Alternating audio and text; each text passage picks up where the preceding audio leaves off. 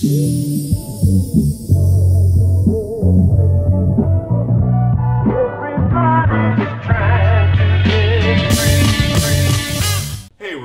with O, the show that's a conversation at a bar. Today we are not at a bar. We're actually at the Arizona Craft Brewers Guild with Andrew Bauman, the head brewer at Uncle Bear's, and Rob Fulmer, the your executive director. Director. Okay. So, hey, first of all, thank you guys so much for having us. And I know we cut into these beers a little early, but hey, cheers. It's never too early. It's early? I don't even know what that means. Well, I mean, before the show. It's late in the day. Sometimes we do these at like 9 a.m. Mm-hmm. You know, it's a whole thing. Hooray beer. Yeah, and this is one of yours, right, Andrew? Yes. So it's the Mandarin Wheat, and I haven't, to be honest, I haven't had this beer before, and it's really good. Do you guys? Is this something that you guys do all the time? This Mandarin Wheat? Yeah, we have those cans year round at Fry's Total Wine. Oh, okay, so you guys have them all over the place. Yeah. And Rob, but it's not about me. No. I was curious, because I had it and I was really digging it before the show, and so I just had to ask.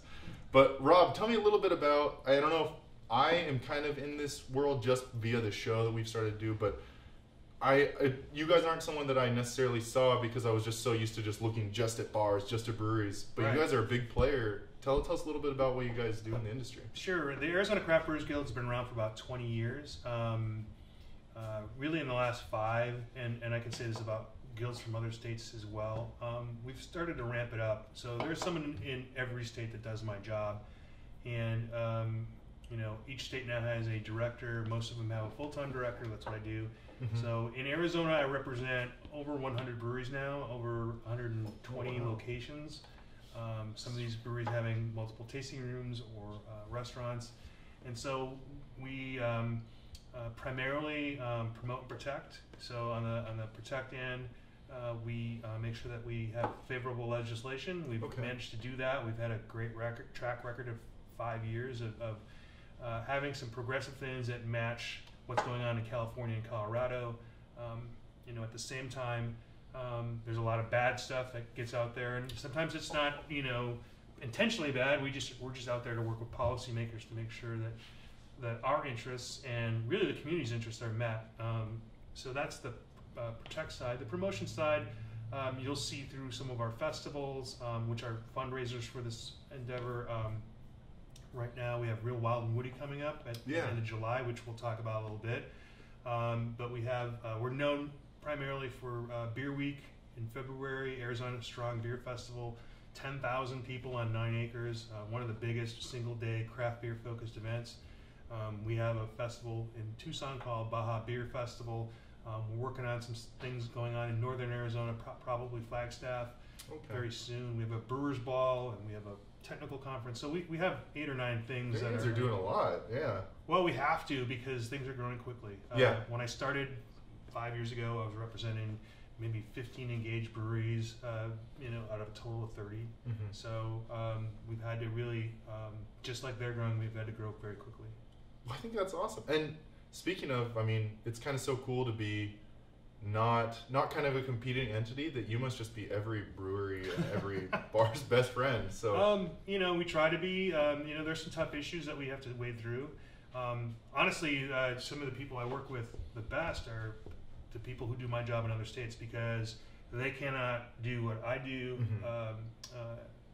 We don't have our territories are our states, and if I make them better, it doesn't hurt us. Yeah. And vice versa. So we meet quarterly throughout the country, and just try to do the beer culture right.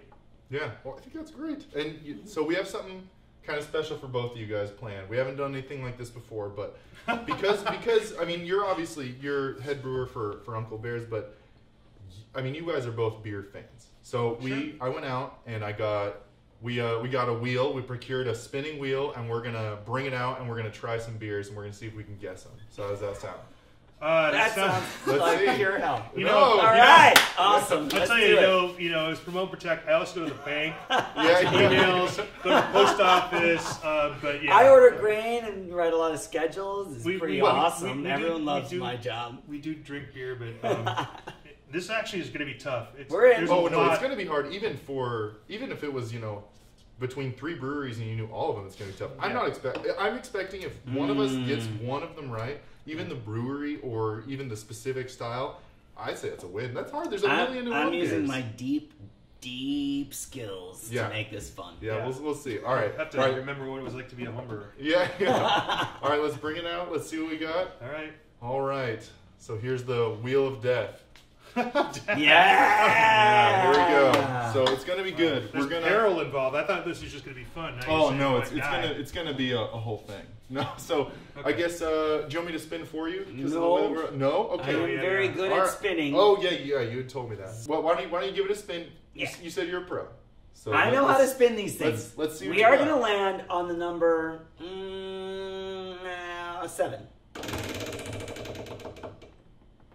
Was that close? 12. Yes! Yeah, right there. Yeah. It's exactly what I was looking for. Almost. I also noticed that these are not in order, which I found interesting. Well, I didn't even look at the board before I spun, but but you know, cool. If it was in order, then that would have been all right. So we're having our assistant pour the beer to number give it 12. a shot. So all right, number number 12. Stickers with a ring. Oh yeah, it's our little thing. Nice. You know, actually our logo I think might change because we got like a real expert to do our current design. But this was me when we're like, we don't have a logo, we're filming our first episode, and here we go. It's nice. Yeah. Oh, tiny little beer. I know. I felt like it was okay. Oh, but everyone said it looked like coffee. A coffee stain. Which I was like, awesome. Haters gonna hate. Haters are gonna hate. Them, I say it looks like goddamn stuff. Okay. All right. I think I know which one this is. Mm-hmm. All right. Okay. All right. So is everyone ready? Yeah. Oh, did you guys already take a sip? Is this an Arizona beer? All these are going to be Arizona beers. All these Arizona beers. And as an extra one, this one is well, you know, I'll give a hit in a little bit. Well, I'm gonna. It's a little tart. I don't know why I'm like pretending. Berry. Mm-hmm. It's. I'm gonna say College I'll Street. drink Beauregard. Yeah, Beauregard. It is not, but I think that's great. It's not. Fuck you. Really? No, so it's all right. It's from. Wait, okay, no, don't say what's wrong. Okay, well, I was gonna just. So, what category of beer? Well, it's sour. It's sour. Yeah, sour fruit. Sour. Yeah, okay. It's a sour. And I know there's a million categories, so I have like the rudimentary categories because I bet there's like a million varieties on sours. But we also know that you're pouring out of a can or a bottle, so that limits our choices. Yeah. If they're all Arizona and they're in a can or a bottle, pouring out of a can. This might be. So it wasn't that, huh? No. Huh. I know. It's It might be. It would be a beer that you might find at Real Wild and Woody because that's the middle part. Real Wild. And Wild. Oh, hey. I get it. Totally. Nice. So it's it's a local. It's a Phoenix brewery. It is located north of downtown, east of the 51. Okay. It's probably part of a special release then? It is. It's so tricky. Is this one that you got recently? Is it one I think it might be. One of the Red House. I feel like you guys got it. Frescas. I feel like you guys got Hold on a second. The Frescas? No, it's not a Red House. Although I love Red House. Damn. Wow. It is a boysenberry sour. Oh, I don't know. Oh, so Helio. From Helton. I don't know. From Helton. Yeah, but what are you talking about? There's like a million breweries all in the same. I don't even keep up with this stuff. You know, the thing of it is, as I said, there's a rapid growth, and I don't know, triple the amount of breweries now are able to put something in a can on occasion. So awesome. It's great, but also now I can't keep up. I can imagine. I mean, at all. How often are you having to go to, not having, I mean, because obviously you enjoy your job and it's a really cool job, but how often are you going out kind of sampling what people, because people are putting out new stuff every day. You're talking about 100 and something breweries. It's not the focus of what I do because I'm here to talk about the business aspect and the support the breweries. I do like beer, of course, and I do like to speak to it. So, you know, we try to touch a lot of breweries. In fact, we had a meeting in Flagstaff, and I drove an additional 4 hours because there's a brewery in Colorado City. So. Oh, really? Yeah. I mean. That's shocking. I mean, because it's a certain kind of community there. I didn't know that it was conducive to a brewery. Well, I mean, we could talk about it in depth some other time, but basically, because it is a funny story, a good story. Yeah. But, they want everyone to know that the majority of people there are just like here, and it just so happened that a particular group of people got in power, and that's. But, because it does have that stigma, which I feel for the people there who aren't of that ilk that maybe don't want to. Not that either way is bad, but Right. But that's cool. That's really interesting. Yeah. So, we're here to celebrate the breweries in their entirety. Because they are public places. They're places where you meet your neighbors. Totally. And the places that we talked about are all those places. So, I have not had this. I didn't know they were canning this. Oh, yeah. I mean, hey, I don't know if they've been doing it for like a day or a week or what. I don't know. But anyways, we picked it up real quick. We didn't think you tricked us. I mean, I spun the wheel. Yeah, so that's true. I knew you were going. But we got the style. I mean, it's definitely an American. Oh, no, totally. Sour. Yeah, totally. All right, well, hey, you want to take your look? It's really good. It is really good. It is really good. Are you going to spin now? Here, you know what? I can, let's... I don't know I'll if move you it know out of my this. face I'm the in a expert second. spinner. I'm doing the underhand technique here. Oh. I'm not going to call my number, but I think it's going to be a primary color. Blue. There we go. Oh, hey, Cal. Nice job. I didn't even see what number it was. It 11. is 11. All right. Number 11. Is there a clue that you'd like to start with? Well, it has some hop character. Yeah, it's kind of fruity hops, like tropical stuff.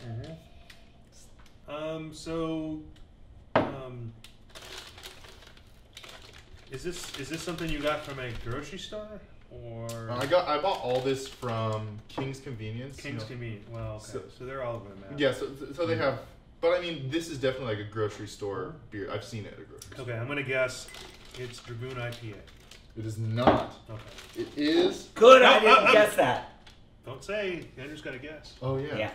Yeah, geez. Sorry. This is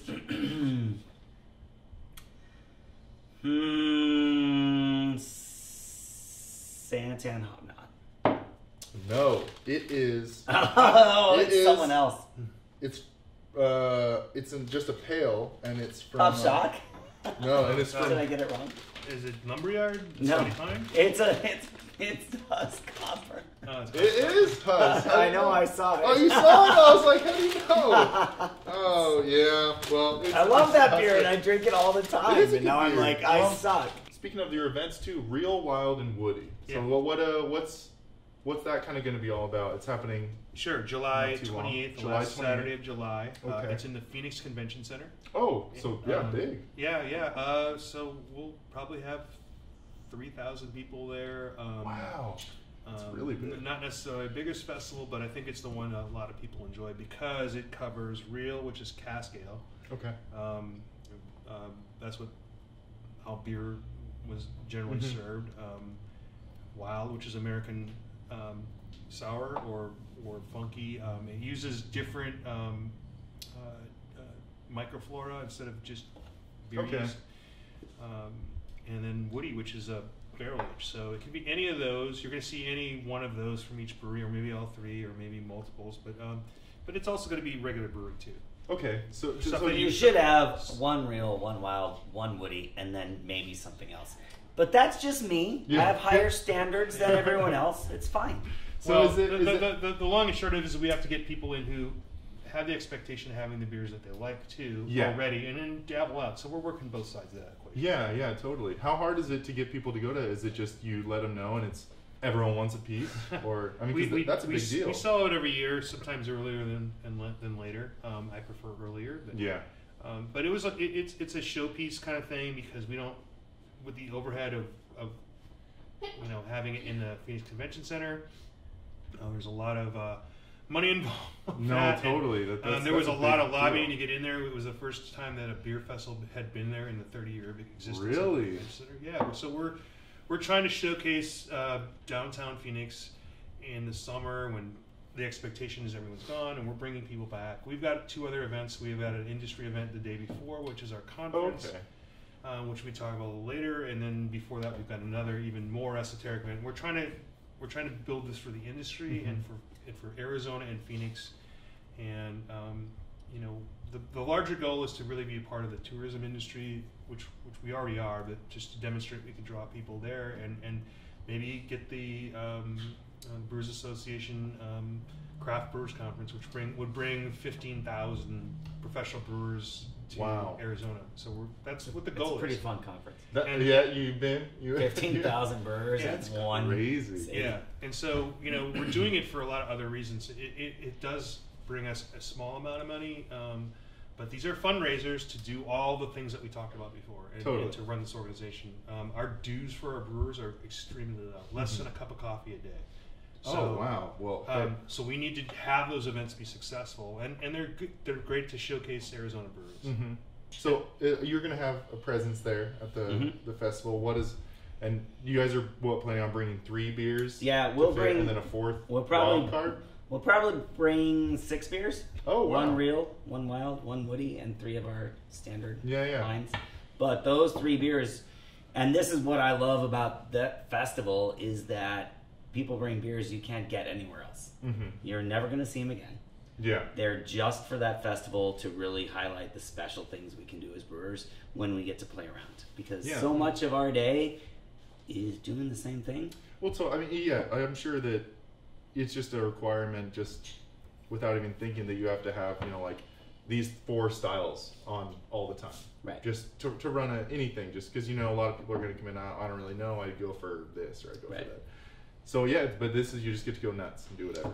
Do some crazy things, also highlight some of your standard beers, and it's really fun. Yeah. It's pretty much the favorite festival of all of our guys. Yeah, that's and how do you balance, or what is kind of your split between stuff you try to do just for the industry and stuff for the public? Because obviously you're a business that's in it to help the scene, but that business has to run on money. So I'm sure you have to do a lot of things to appeal to the community, but also it sounds like you're doing a lot of core brewer I think I'd have stuff. to go through some psychotherapy to give that You know what his favorite thing is? Spinning the wheel. Oh yeah, he just loves spinning the wheel. Yeah, spin the wheel. Well, I was gonna say let's hit one more. And then he can talk more about his. No, I was gonna say maybe it's time for me to try my hand. I don't think. I'll go again. I don't think I'll know because I think I should give it a try. Okay, all right. All right. Let's see. We'll clear these glasses out of the way. We'll have our lovely awesome assistant. Our awesome assistant. Yeah. Megan. Oh no worries. All right. Oh, I don't even want to look. I don't want to look. Fine. So we have my wife off camera that's going to be giving us the thumbs up, thumbs down, or letting us know if we're right. All right, so let's start. You're actually going to play now instead of cheating? Yeah, well, it's not cheating. It's running the game. All right. Isn't that tough? I bought these too, and I like 10 seconds or an hour ago. I do not remember. It's like an American strong ale, kind of. It's got some caramel. It could be a brown ale or an amber. I'm like totally.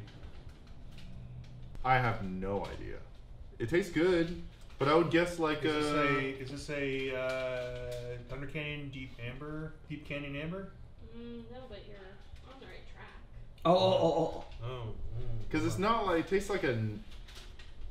I don't know. Well, like I've had beers that are like a nutty beer. It tastes kind of nutty to me, but I don't know.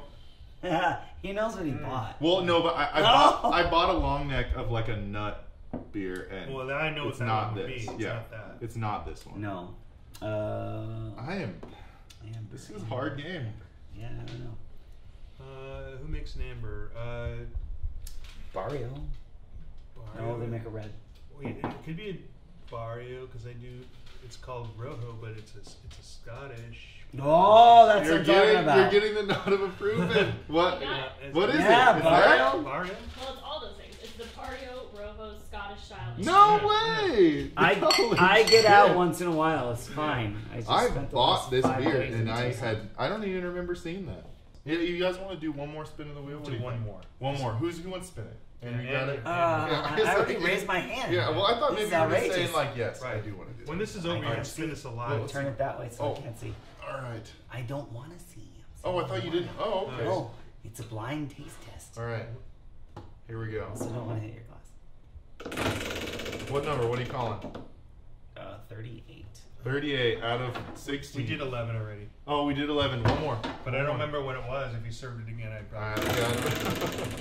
I'd probably guess better. Yeah. We did 5 again, too. We already did 5. 5? Is this what are the odds? I'm going to do the raw backwards way. Yeah. See what happens. Look at that. You got a much better spin. It's the backwards. It's 11 again. That is... Ivan, is this like a rigged wheel from your work? Yeah. All right. What? You gotta do it. Maybe. I did it! It's 3, you guys! All Alright, 3. What is it? Number climax. Fixed it. All right, so now this is gonna be our last wheel beer, and then we'll and then hey, you know, the sky's the limit. We'll free drink some beers. It'll be great. It's gonna get cray. It's gonna get cray. But I'm nervous because again, last time I was surprisingly inept at guessing beers. So let's see what we got. You guys, we're like 1 for 4. I think. You just nailed it. That's crazy. Just saying it's a beer in Arizona. Guess. That's crazy. Were you looking at me when you said that? Because I nailed it. What? What did you say? It was great that Rob was here too, though. Yeah. Well, hey, who's to say? I did not nail it. I know that. So let's see. Okay. Ooh, it's fruity, right? I hope. Or else I'm having a stroke. Doesn't look right. Yeah, well, sometimes I don't make my IPAs. So it's fruity. Do you guys think it's an IPA? I don't know. It's in that American Strong Pale IPA. It's not overly bitter. It's easy drinking. And on the other hand, I think I know it is, but just because I package. I don't know. I dig it. I'm gonna say Prescott IPA. They're what is it called? I'm gonna say it's Prescott. I'm totally wrong because I. Oh no! It's really got a little bitterness. Is it Moon Juice? No. I fucking bought him. I bought him, and I don't even know. Is it 12 West? No. All right, but let's get the reveal. Fossil Creek, Arizona IPA. Oh, I've never had brewery. this. Well, that's when they just packaged recently, right? It's a blue can, right? Yep. Hey, I've never seen that. I've never seen that before. We've talked all about what you guys are doing, what's coming up, and but I'm curious, what kind of got you guys into each of your respective things? Maybe we'll start with you. Well, what kind of got you into brewing? Let's start with you. Yeah, we're gonna start with you. Hey, we can start with whoever. Here, the thing is, he doesn't know. So he doesn't confused. know. Well, hey, then it's too. So I got into it because I was a restaurant manager forever, and my wife was running a company out of our house, and I went into catering, and I was home more. And she's like, "Wow, you're home a lot, so that's something." And I was like, "Yeah, it's great, right?" And she's like, I got you this membership to a club for the homebrewers, and you should go do something outside of the house. That would be awesome." But then bring it back to the house, because homebrewing is at home. No, homebrewing is in the garage. Oh, okay. She's in the home. Yeah. So that's how it started, and I just did research for a couple months and then went crazy. Yeah? Was it something that you even thought that you'd dig or you'd be into before? I homebrewed a long time ago when I lived in Idaho, but when I moved to Arizona, I was like, it's too hot here. I'm not going to do it. Yeah. Hey. But then technology advances and there's an internet all of a sudden, and I'm like, oh, I can learn things. So you got the brewing bug just like that. Yeah, and then I made so much beer that I had to give it away, and then people heard that I made pretty okay beer, and so they were like, maybe we can buy it, and then maybe you could be my brewer. Yeah, sure. So that's what happened. That's awesome. And I mean, you had what sounds to be like a similar start in terms of the interest in beer and the home brewing, but obviously went kind of the more like the route in which you want to assist everyone. You know, I grew up in Milwaukee, and then when I moved out here, I was like, what, there's no giant brewery here? And then I discovered you could make beer on your own, and there's a whole story behind that. But I was homebrewing in the same club that Andrew, and we crossed paths many times, and I was part of the Arizona Society of Homebrewers, and through that and through just my interest was beyond just making the beer. It started to get into, the civic aspect of it and what these businesses do. And it was a discovery process, and the board I talked to were 5 business owners that I respected, and by the end of the interview I was like, you better offer me a job at the end of this interview or I'm going to be pissed. And they made me sit for like 36 hours. I'll never let them forget it. Because I was like, I knew that was the job I wanted. And so it allows me to do much more than I would have been able to do. Because I was into building a community place just as much as brewing beer. And now I can support all these guys in doing that. And so, now I just want to build my team and work on the movement, get it going. So, and it sounds like like we hit on a little earlier, if you're into the culture and you're into the scene, to be able to be that kind of community partner for everyone, that's gotta feel great. Yeah, and this is two guys. If you imagine, almost every brewer in Arizona feels the same way. They just want to make craft beer important as a thing. Yeah. And they'll do basically whatever it takes to do it. Yeah. It's pretty awesome. That is super cool. I know now all this talk, I think I'm going to have to, even though, sans the wheel, I'm going to try something else. Andrew, just pick a number. Andrew. Yeah, we even have we can highlight some of Uncle Bear's Take that stuff red, you guys the have. closest one. Yeah. That one right No, there. we can just pour right out here. We'll use these glasses. Yeah. This is our well-found Irish Red. So we are putting 2 new beers into cans for September. Okay. So we have 3 brands now, and we're going to add 2 more. Do you know what you're going to pour at Real Wild Woody yet? Yes. Is it a secret? You'll tell one thing? Yeah. No, it's a secret. Just give a sneak peek maybe of what if people. Well, you know what? Actually, even before that, so if I wanted to go to the festival, the Convention Center, how would I go? RealWildWoody.com. Just to their website. That's our website. Or but the website for the event. Yeah. It generally sells out. So we generally don't take walk-up sales. Okay, but it's something you should hit when is it live now or is it? It's live now, yeah. Okay. And we'll have the beers posted. We've been using Untappd lately to track our beers. Oh yeah, I've seen that. The struggle is I put the event together and people sign up, and we've got about 3/4 of the breweries that I want there. And then the struggle is to get what beers are going to put out. And on the one hand, I really need these beers so we can promote it and talk about it. On the other hand, I know that some of them are like literally like the week of. They're like, "Is this going to finish? Is this going to be where I want it? Yeah. Are we going to be able to pull this together?" And so that's the struggle. Totally. And it kills me. It kills. I mean, some of our consumers, they were just like, "What are they going to have? What are they going to have?" I'm like, and inevitably, it's like you go like.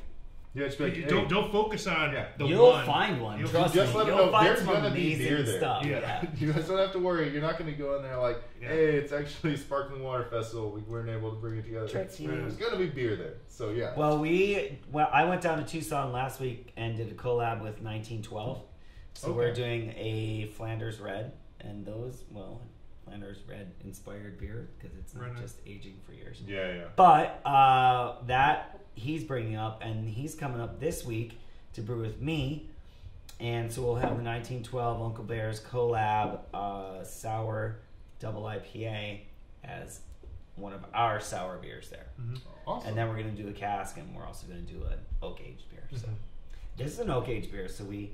Okay, yeah. Well, walk me through maybe the flavor profile because, like I said, I'm a novice. I love beer, but if I want to learn more, because sometimes I just end up at it tastes good, and I really like it. Well, this is an Irish Red, so we make this with Irish ale malt. Okay.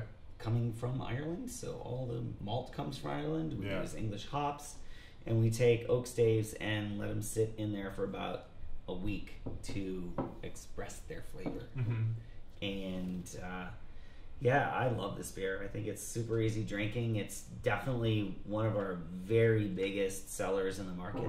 Totally. Well, I mean, because by color, again, this is probably a novice mistake. I thought this was going to be something that was going to feel really heavy, but it's not. It's super easy drinking. Don't let dark trick you. And I thought if you would have told me this is going to put me the on body my ass. is light, but it is definitely rich in some ways. It's caramelly, and the thing about beer tasting is like it's not really. Most people have all the same tasting. But there are some people who cannot taste certain things, and there are some people who can't smell and taste. But beyond that, it's a language thing. So. The good news is if you want to know how to taste beer, you just have to go with different people who have different experiences, and you just have to talk about it. If you just say this is good, I mean, just throw words out there. Because when you say caramel, I taste now it's like that's what that is. Yeah, it makes sense. Has a name, and then you talk to other people, and they'll cut that word caramel into 4 other adjectives. Yeah. And they'll talk about what tastes on the front end and what tastes on the back end and the mouth sensation of the carbonation and the lightness of body or the heaviness of body, and that's how you learn. It's like learning Spanish and you don't speak Spanish. You learn a few words and then you learn the nuances between different words. Totally. And so the good news is, if you want to learn how to do this, you just have to drink more. But you have to talk about it. Yeah, If go places, experience it. Mm-hmm. Is there anything that, from each of your perspectives, that you're excited about happening in the future? What maybe you're like, you know, I want to make more of these, or I want to see more of what in the next 5 years? When you think craft beer drinkers what are they drinking? And that's not necessarily the majority. I really think that it's the fruited beers that are moving forward and gaining more marketplace. Now, that's not necessarily what's making craft beer drinkers drink more craft beer, but it's bringing more mainstream drinkers into the craft beer segment. Yeah. Right now, I mean, that's right now. Who knows what happens tomorrow?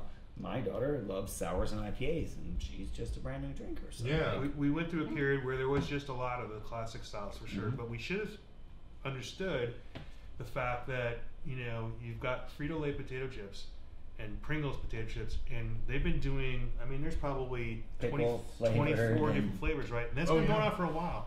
And so that was a cue that there was a segment that wanted to, I always just exploring different flavors. It's weird though. It's like I say, why are we making our food taste like other food? But, but that's kind of what was going on, and totally. Like, it'll swing back a little bit, and we'll see what comes out. We'll see what's hot right now is Mexican lagers and American lagers, really. Pilsners. But that's more that's more super inside baseball. That's what super inside baseball. Yeah. Well, because I was gonna say, cut that. No one can hear this. Well, but that's what you know. That's what people who drink a lot of craft beer, they want to go back to something just sometimes pretty basic and pretty. I think that's cool because it's like you're saying, pendulum. So it goes way far to one way. Maybe you're having this, you know, quadruple IPA, blah blah blah. People are eating that up, and then you're like, you know, we had our legacy lager just sitting there forever as is. Maybe we want to mess around with some more of that. You know, I think that's cool. I really dig that. I mean, there's a couple beers that like we could have all this beer, and like if someone brought in, like, I don't care, you know, what your dogma is about certain. I'm like, oh yeah, I gotta have that. Yeah, I gotta try that. I've been hearing about this. I haven't had one of these in 10 years, and that happens all the time. Yeah. I mean, right? I mean, it does. Yeah, it just does. Yeah. Nod. Yes, that is what happens. I mean, if someone walked in here and said, "Hey, you know, we've got some Cantillon," I just, you know, Leroy, one guy that everyone knows, came in, he's like, "Hey, yeah. Sorry, Andrew. Yeah, we're having some of that." And then, you know, like if we had it every day, we'd probably be sick of it. Yeah. No, I hear you. Well, hey, thank you guys so much for taking the time to sit down with us, and this was a blast. And this is again something that we've really been looking forward to because we get to talk with two sides of the same coin. You know, you guys both work so symbiotically, and to be able to hear both your perspectives has been great. So, yeah, I mean, in summation, you guys have awesome stuff coming out. You guys are having a huge new build out when you guys are planning on your whole new operation being ready to run. Tap room should be open in October. So yeah, be on the lookout for that. And you guys have July Real Wild Woody, July 28th. There are events that are industry specific, but they could be in your wheelhouse if it's something you want to get into in terms of getting in this industry. And if you take nothing away, just look for the Arizona Craft Brewers Guild. Any event that you do, and you'll go to a good experience. ChooseAZBrews.com. Say it. Say it. We're very Googleable. Yeah. Hey, no, babe, you gotta be. Choose AZ Brew. Yeah, ChooseAZBrews.com. I don't. If I can get a little splash so I can cheers because I can't beat empty glass cheers. You don't want empty cheers, that's for sure. Oh, and this beer is too good. So hey, thank you guys again. This has been a blast, and I look forward to the future. Thank you.